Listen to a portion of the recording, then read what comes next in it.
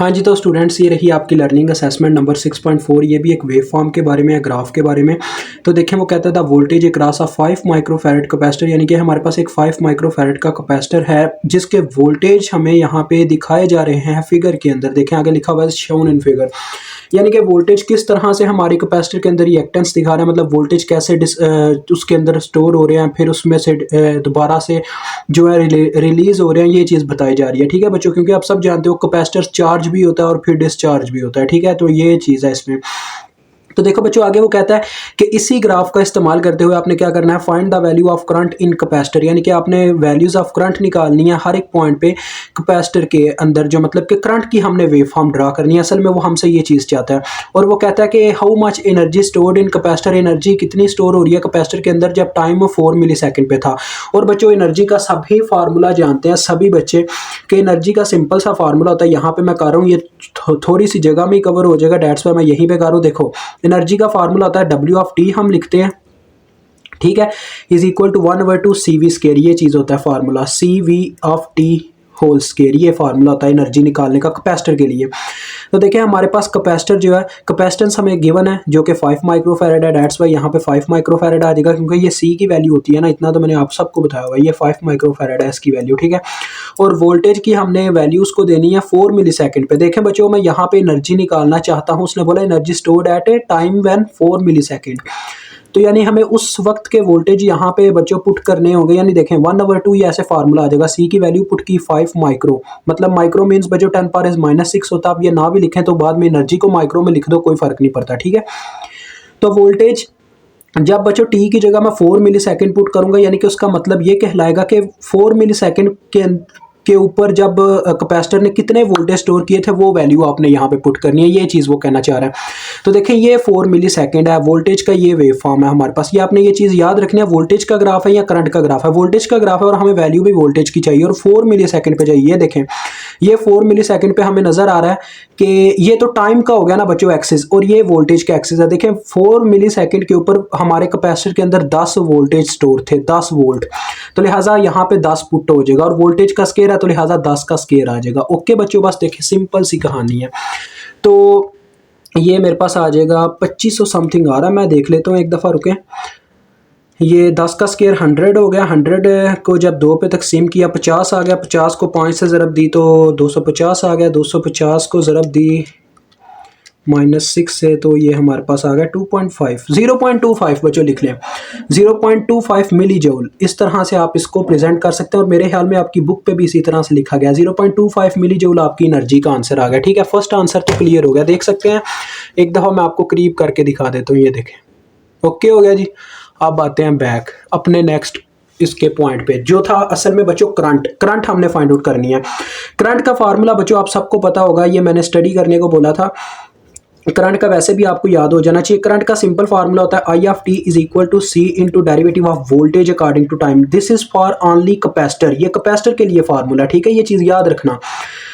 तो यानी कि हमें अगर करंट को निकालना होगा तो मुझे कैपेसिटेंस को मल्टीप्लाई देना होगा वोल्टेज के साथ, लेकिन किस चीज़ के साथ बच्चों, डेरिवेटिव ऑफ वोल्टेज। तो इसका पता क्या मतलब होता है, अगर मैं इसको इंग्लिश में पढ़ूँ ना, derivative of voltage according to time, जो मैं कहता हूँ इसको इंग्लिश में बयान करूँ तो वो ये इसका ये मतलब है change in voltage according to time, यानी कि वोल्टेज में कितना चेंज आ रहा है टाइम के लिहाज से, ठीक है। ये चीज़ वो कह रहा है। तो मेरे पास सिर्फ वोल्टेज है बच्चों, मेरे पास चेंज इन वोल्टेज नहीं है। पहले मैं चेंज इन वोल्टेज यहाँ पे निकालूंगा। देखें ये मैं पहले कर चुका हूँ, आपके सामने वो किया था, सिंपल था, स्लोप का फार्मूला इस्तेमाल किया था, क्योंकि ये हमारे पास स्लोप ही गिवन होती है। ये बच्चों मैंने एक मतलब यहाँ पे लाइन लगा दी है क्योंकि मेरे पास एक्सप्लेन करना है। देखो बच्चों आपको एक्सप्लेन करता हूँ सिंपल। यहाँ पे असल में हमें स्लोप का फार्मूला अप्लाई करना पड़ता है, because this is a slope, ठीक है। जब ऐसे मतलब कि स्ट्रेट लाइंस हो ना, मतलब कि इस तरह से आगे पीछे होकर ना जा रही हो, जैसे एक कर्व ऐसी भी होती है, देखें साइनोसाइडल वेव, मतलब ऐसे पता नहीं अलहदा सी कोई शेप होती है, वहां पे ये फार्मूले अप्लाई नहीं हो सकते स्लोप के। लेकिन स्लोप का फार्मूला वहां अप्लाई हो सकता है जहां पे ऐसे स्ट्रेट लाइन हो, फिर थोड़ा चेंज, फिर स्ट्रेट लाइन लाइक दिस, ठीक है। तो देखो बच्चों यहाँ पे पहले वोल्टेज में चेंज आया, ठीक है। तो हम स्लोप का फार्मूला लगाएंगे, जो कि स्लोप का फार्मूला होता है, देखिए ये आपके सामने मैं लिख रहा हूँ यहाँ पे स्लोप का फार्मूला। एम ही असल में हमारा derivative of voltage according to time है, ठीक है। ये चीज़ याद रखना। इसका फार्मूला होता है बच्चों y2 - y1 और x2 माइनस x1। अब आप बोलोगे सर ये क्या चीज़ें हैं, मतलब कि y2 और y1 ये क्या चीज़ें हैं, और x2 और x1 ये आप कहाँ से लाएंगे। तो ये सिंपल सी बात है यार, देखो ये हमारी जो स्लोप बनी है, पहली स्लोप हमारी यहाँ से लेके यहाँ तक है, यानी कि 0, ये टाइम देखें मिली सेकेंड में उन्होंने दिया हुआ, ये भी चीज़ याद रखना, 0 मिली सेकेंड से 1 मिली सेकेंड तक के टाइम में हम यहाँ पे भी चेंज इन वोल्टेज लिखेंगे। 0 मिली सेकेंड से लेके, यानी कि हमारा टाइम 0 से लेके है 1 मिली सेकेंड तक, ठीक है, ये मैंने यहाँ पे मेंशन करना साथ साथ। अब देखो यानी कि मेरा जो चेंज बच्चों शुरू हुआ वोल्टेज में आना, वो 0 से स्टार्ट हुआ और एंड कहाँ पे हुआ, 1 पे, क्योंकि आगे फिर एक नई कर्व है, वो एक नई चीज़ है, डिक्रीज या सेम या मतलब कि इंक्रीज, वो एक अलग चीज़ है। हमने वहाँ तक चेक करना होता है जहाँ तक एक खास लम्हे तक चेंज आ रहा होता है, ठीक है। ये मेरी एक स्लोप है, फिर ये आगे कांस्टेंट है, देखिए, फिर ये दूसरी स्लोप है, फिर ये एक और स्लोप है लेकिन वो डिक्रीज वाली है, उसके बाद फिर से कांस्टेंट है, फिर एक इंक्रीज वाली स्लोप है। इस तरह से स्लोप्स हैं इसके अंदर। तो देखो इस जो अभी हम सॉल्व करने लगे हैं 0 और 1 तक, 0 से 1 तक लेके, यहाँ पे हमारे पास 2 पॉइंट्स बनेंगे बच्चों। देखो एक इनिशियल पॉइंट, एक फाइनल पॉइंट, हमने एक्सट्रीम पॉइंट्स के ऊपर वैल्यू लेनी होती है। देखो बच्चों ये मेरा इनिशियल पॉइंट है और ये मेरा फाइनल पॉइंट है। जरा इनिशियल पॉइंट पे चेक कीजिएगा मेरे पास कि x की क्या वैल्यू है। यहाँ पे x की वैल्यू भी 0 होती है, ओरिजिन है क्योंकि ये सेंट्रल पॉइंट होता है, और यहाँ पे y की वैल्यू भी 0 है, तो ये दोनों वैल्यू 0 हो गई, ठीक है। उसके बाद ये मेरा दूसरा पॉइंट है जहाँ पे देखो बच्चों x की वैल्यू 1 हो चुकी हुई है और y की वैल्यू 5 हो चुकी हुई है, क्योंकि आप सब जानते हो एक्स वाई ऐसे हम लिखते हैं, एक्स कामा वाई, ये असल में ओरिजिनल फॉर्म होती है, लिखने का तरीका ये होता है, ठीक है। ये आपके क्वेश्चन का हिस्सा नहीं है, मतलब क्वेश्चन में आपने इस तरह से लिखने नहीं बैठ जाना, ये आपका रफ फॉर्मूला, मतलब आप सॉल्व कर रहे हो एक लिहाज से एक साइड पे, ठीक है, आपने बस उसको आंसर देना है। देखें जरा बच्चों चेक कीजिएगा मैं इसकी स्लोप कैसे निकालता हूँ, ये मैं आपको बताता हूँ। इनिशियल पॉइंट जो होगा ना हमेशा आपका, वो होगी x1 और y1 की वैल्यू, फाइनल पॉइंट पे आपको वैल्यू मिलेगी x2 और y2 की, ठीक है। अभी बच्चों मेरे पास ये इनिशियल पॉइंट और ये फाइनल पॉइंट है, यानी कि ये मेरे पास x2 की वैल्यू होगी, ये y2 की वैल्यू होगी। देखिए मैं स्लोप के फार्मूले में वैल्यूज पुट करने लगा हूँ। y2 की वैल्यू क्या है 5, ठीक है, 5 माइनस, और बटे में देखो x2 की क्या वैल्यू है मेरे पास बच्चों 1 माइनस। अब y1 और x1 की वैल्यू पुट करना चाहो तो इनिशियल पॉइंट ये है, तो यहाँ पे x1 और y1 की वैल्यू, ये मेरे पास x1 है 0 और ये y1 है, ठीक है। तो डेट्स वाई x1 भी 0 है देखो बच्चों, और y1 भी 0 है, तो 5 माइनस 0 1 माइनस 0, तो ये मेरे पास आ गया 5। देखो 5 ओवर 1 मीन्स 5। और एक और बात बच्चों, जो बच्चे मिस कर जाते हैं यहाँ पे, असल मिस्टेक करते हैं, देखो टाइम था असल में मिली में, तो बटे में टाइम की वैल्यूज के साथ इस तरह से मिली भी था, वो मिली देखो जब ये 1 मिली आया मेरे पास, 1 मिली आया तो ये मिली ऊपर जाके किलो बन जाता होता है, मतलब कि मिली बटे में होता है 10 पावर इज -3, ऊपर जाके बन जाता होता है 10 पावर इज 3, डेट्स वाई इसके साथ मल्टीप्लाई होगा 10 पावर इज 3। आप ये कैलकुलेटर से भी पूछ सकते हैं, वैसे भी आपको नॉलेज इतना होगा। तो ये मेरे पास असल में यहाँ पे स्लोप की वैल्यू आई है, ठीक है, मतलब कि डेरिवेटिव ऑफ वोल्टेज आया 0 से 1 तक, तो ये यहाँ पे आपने मेंशन कर देना 5 मल्टीप्लाई बाय 10 पावर इज 3। उसके बाद आगे बढ़ते हैं। देखो बच्चों अब हमारे पास दूसरी जो वैल्यू आती है, यानी कि दूसरा, यानी कि कांस्टेंट है, चेंज है, जो भी एक दूसरी स्लोप, वो है 1 से लेके 3 के दरमियान। तो यहाँ पे ये चीज़ मैं मेंशन कर दूंगा, 1 मिली सेकेंड से लेके जब हमारा टाइम 3 मिली सेकेंड तक रहा तो हमारी वैल्यू रही कांस्टेंट, और आप सबको पता होना चाहिए कांस्टेंट का डेरिवेटिव हमेशा 0 होता है, यानी कि no change then our derivative is already 0, ठीक है। तो ये 0 आप यहाँ पे मेंशन कर दोगे, ओके हो गया। अब बच्चों देखो नेक्स्ट पॉइंट आ जाता है, आगे कौन सी स्लोप बन रही है। देखो 3 से लेके 4 तक एक इंक्रीज की स्लोप बन रही है, यानी कि इंक्रीज आ रहा है वैल्यू में, डेट्स वाई यहाँ पे हम मेंशन कर देंगे 3 मिली सेकेंड से लेकर 4 मिली सेकेंड तक। अब हम इसके इनिशियल और फाइनल पॉइंट्स को यहाँ पे डिटरमाइन करेंगे। देखो बच्चों ये मेरे पास इनिशियल पॉइंट है, यहाँ से स्लोप में चेंज आना शुरू हुआ है।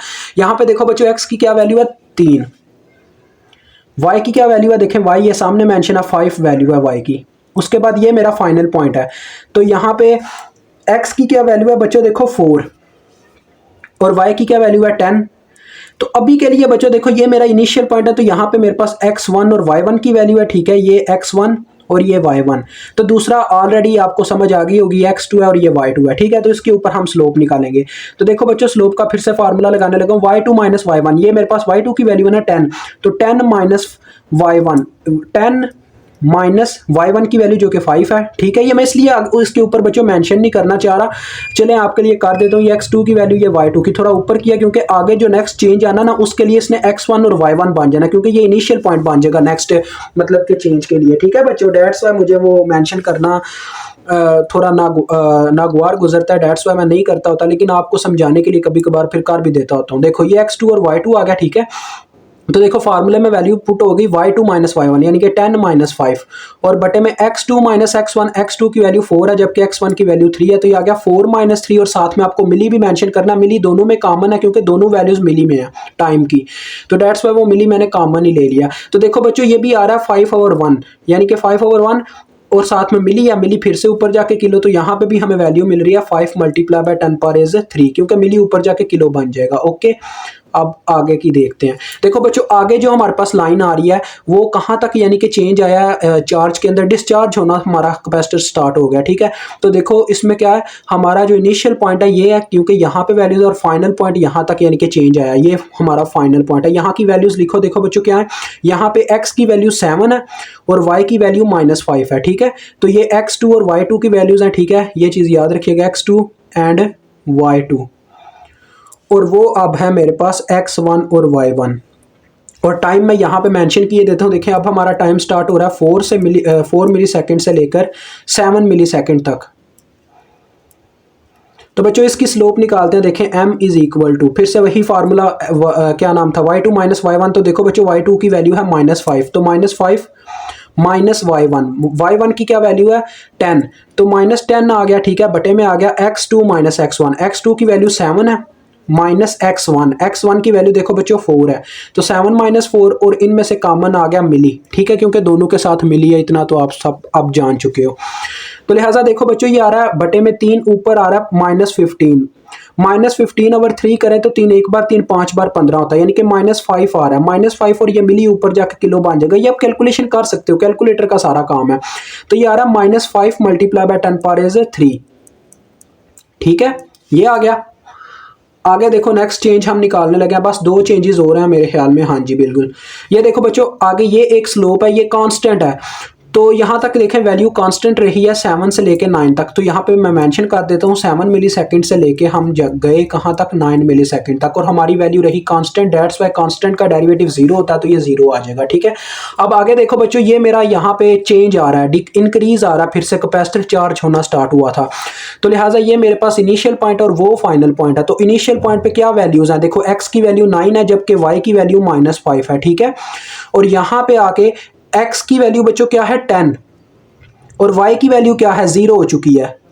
देखे ना, वर्टिकल लाइन 0 पे आ चुकी है लेकिन हॉरिजॉन्टल लाइन 10 पे है। तो ये x2 की वैल्यू बच्चों और ये मेरे y2 की वैल्यू और ये x1 और y1, तो इनको भी निकाल लेते हैं। देखिए slope is equal to y2 minus y1, देखो बच्चों 0 माइनस इंटू y1 की वैल्यू, देखो बच्चों y1 भी माइनस में है तो माइनस इंटू -5 आ जाएगा, ऐसे आ जाएगा। ठीक है, और बटे में देखें x2 माइनस x1, x2 की वैल्यू 10 है और x1 की वैल्यू 9 है, तो 10 माइनस 9 और साथ में बच्चों मिली कॉमन आ जाएगा। ठीक है, तो m इज इक्वल टू देखो ये आ रहा है 5/1 मिली। तो बच्चों देखो ये आ गया माइनस माइनस प्लस, तो ये आ गया 5/1। ठीक है, और मिली ऊपर जाके किलो बन गया, ये भी आ गया 5 मल्टीप्लाई बाय 10⁻3। अब बच्चों देखो मुझे लिखना था करंट असल में मुझे फाइंड आउट करनी थी हर पॉइंट पे, और उसकी वेव फॉर्म बाद में ड्रा कर देनी है। ठीक है, तो देखिए ये मैं करंट आपको फाइंड आउट करके देने लगूँ, C into derivative of voltage according to time. तो स्टूडेंट्स अब हम ये फार्मूला अप्लाई करेंगे विच इज़ इक्वल टू, देखिए बस C से हमने डेरिवेटिव की वैल्यूज़ को मल्टीप्लाई देते जाना और हमें करंट मिलती जाएगी। देखिए C की वैल्यू हमारे पास कितनी थी 5 माइक्रोफैरड, तो बच्चों देखो 5 × 5 करें तो 25 होता है। ठीक है, तो मैं यहाँ पे सारा कैलकुलेटर पे करता जाऊँगा। देखें 5 को हम ज़रब देने लगे हैं C के साथ, मतलब डेरिवेटिव की वैल्यू है ना बच्चों ये, तो इसको बस हमने इसके साथ ज़रब देनी है। देखिए 5 × 5 ये आ गया 25। ठीक है, 25 तो आ रहा है लेकिन 10⁻³ है, या चले आपके लिए थोड़ा सा हम इसको लॉजिक देते हैं, मतलब कि वैल्यू करके दिखाते हैं। देखो बच्चों ये 5 माइक्रोफैरड, पहले मैं पुट करूँ C की वैल्यू। ठीक है, 5 मल्टीप्लाई बाय 10⁻⁻6 और साथ में dVt/dt की वैल्यू जो कि है 5 मल्टीप्लाई बाय 10⁻3। देखो इन दोनों को मल्टीप्लाई दें तो क्या आ जाता है, ये आ जाता है 25 मिली एम्पेयर। 5 बार 25 और 10⁻³ आ जाएगा जो कि मिली लिखा जा सकता है, तो ये आ गया 25 मिली एम्पेयर। और यहाँ पे बच्चों आगे आप मेंशन कर देंगे कि हमने ये कितने टाइम पे निकाला, मतलब कि वही टाइम होगा जहाँ पे आपने चेंज निकाला था वोल्टेज का। ठीक है, 1 मिली सेकेंड तक। आगे देखो बच्चों अगर dVt की वैल्यू 0 है, इसको C से आप चाहे जितना मर्जी मल्टीप्लाई दो, आपको आंसर में तो 0 ही मिलना है, तो ये 0 आ गया। तो लिहाजा यहाँ पे टाइम मेंशन कर दें 1 मिली सेकेंड से लेकर 3 मिली सेकेंड तक। उसके बाद देखें ये फिर से 5 मल्टीप्लाई बाई 10⁻³ है। देखो वैल्यूज़ बच्चों वही है लेकिन टाइम बस चेंज होगा। तो ये सी की वैल्यू आई और उसके बाद वैल्यू आई हमारे पास अपनी करंट की। तो ये भी हमें देखें 5 5 बार 25 और वो मिली में मिल जाएगा क्योंकि 10⁻³ आया होगा 25 मिली एम्पेयर। तो ये कितने टाइम में है 3 मिली सेकेंड से 4 मिली सेकेंड तक के। तो नेक्स्ट देखें बच्चों, अब हम नेक्स्ट इसको देखते हैं नेक्स्ट टाइम। अब मुझे यहाँ से इसको ऐसे ओपन कर ही देना चाहिए। तो मज़ीद 2 और पॉइंट्स 3 और पॉइंट्स है। देखो बच्चों जब -5 हमने आगे -5 पे तो नहीं किया। देखो जब -5 होगा मतलब कि हमारे पास वैल्यू होगी वही सी की पहले वैल्यू कैपेसिटेंस की जो कि 5 मल्टीप्लाई बाई 10⁻⁻⁶ यानी कि 5 माइक्रो, और साथ में हमारी वोल्टेज की वैल्यू जिस इस टाइम पे जो भी थी वो मल्टीप्लाई हो जाएगी जो कि आपके सामने ही है। हमारे पास कितनी है जो कि हमारे पास है -5। ठीक है, -5 मल्टीप्लाई बाई 10⁻³ तो देखो बच्चों इसमें भी 5 5 बार 25 ही आएगा और वही यहाँ पे मिली बन जाएगा लेकिन ये माइनस में आएगा बिकॉज दिस साइन। तो ये आ गया -25 मिली एम्पेयर और ये कितने टाइम में था 4 मिली सेकेंड से 7 मिली सेकेंड तक ये आ गया बच्चों। ठीक है, बस हमने इसका ग्राफ आगे ड्रा कर देना और हमारा ये क्वेश्चन डन हो जाना। इसके बाद इसकी हमने बच्चों टाइमिंग मेंशन नहीं की हुई। ये देखिए मैंने टाइम नहीं था इसका मेंशन किया, वो था 9 मिली सेकेंड से 10 मिली सेकेंड तक। तो वो मैं मेंशन कर देता हूँ क्योंकि ये हमने चेंज निकाला था आपको याद है। तो ये वो चेंज मैंने मेंशन कर दिया। ठीक है, 9 से 10 मिली सेकेंड ओके हो गया। अब आगे आ जाए। देखो बच्चों आगे फिर से उसकी वैल्यू 0 है। उसी तरह से DVT अगर 0 होगा उसके साथ C को चाहे जितनी मर्जी वैल्यू से मल्टीप्लाई दो 0 ही रहना है। तो ये आंसर 0 ही मिलेगा। तो लिहाजा यहाँ पे आप मेंशन कर दो ये टाइम कितना 7 मिली सेकेंड से लेकर 9 मिली सेकेंड तक। ठीक है बच्चों, अब लास्ट रह गया।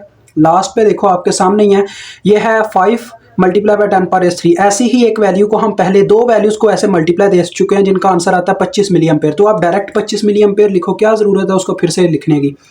ये 25 मिली एम्पेयर ही आने वाला आपको पता कैसे, क्योंकि इस फार्मूले में मैं वैल्यूज़ पुट करूँगा। सी की वैल्यू 5 माइक्रो और इसकी वैल्यू 5 किलो बनती है।